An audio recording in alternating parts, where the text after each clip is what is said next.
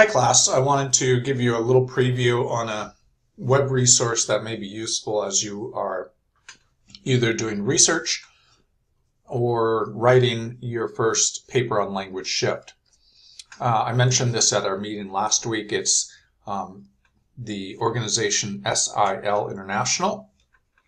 They are a large international organization that focuses on research and classifications and publications around language documentation and language shift. They have lots of resources on their site, including resources on international sign languages. And they also, their kind of flagship product is this database of world languages where you can look up information and learn about endangerment levels of particular languages, or just the structure of how different languages are grouped and worked.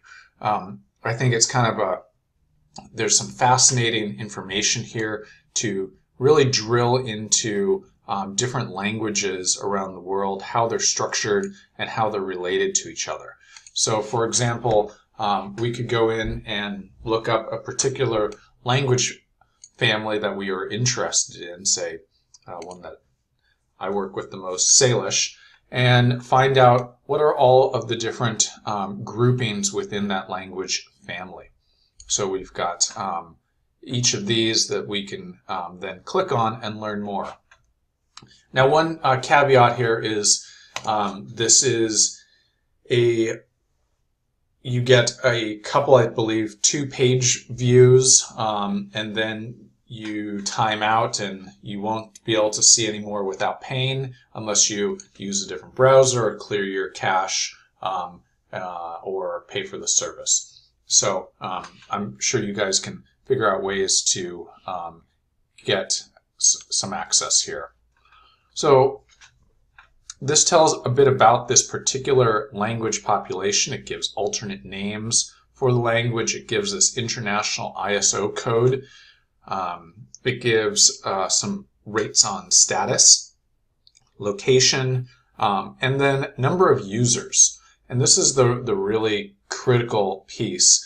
It tells users in country, users broken out by geographic area, and that really lets you, it even breaks out these L1 and L2 speaker bases. So L1 and L2, those L1 signifies people who learned from birth, and L2 is someone who is a second language learner.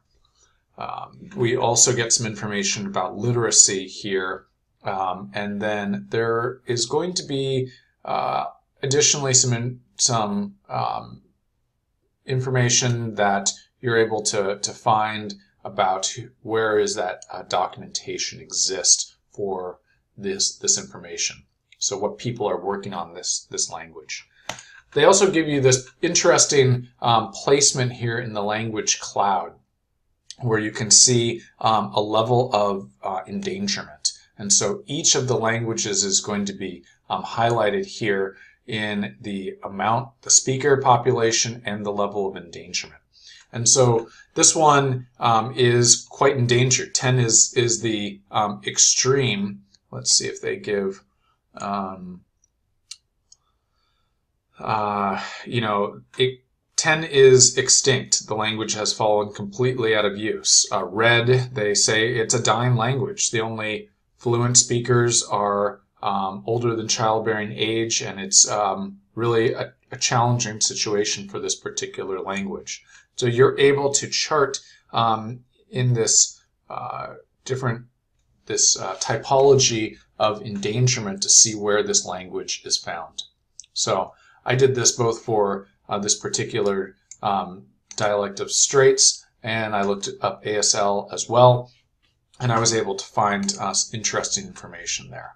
So I recommend that you explore. You can search languages here as well. So I could search something like ASL, and that's going to bring this up to here, and we can see the difference there. It's trying to time me out of some use there.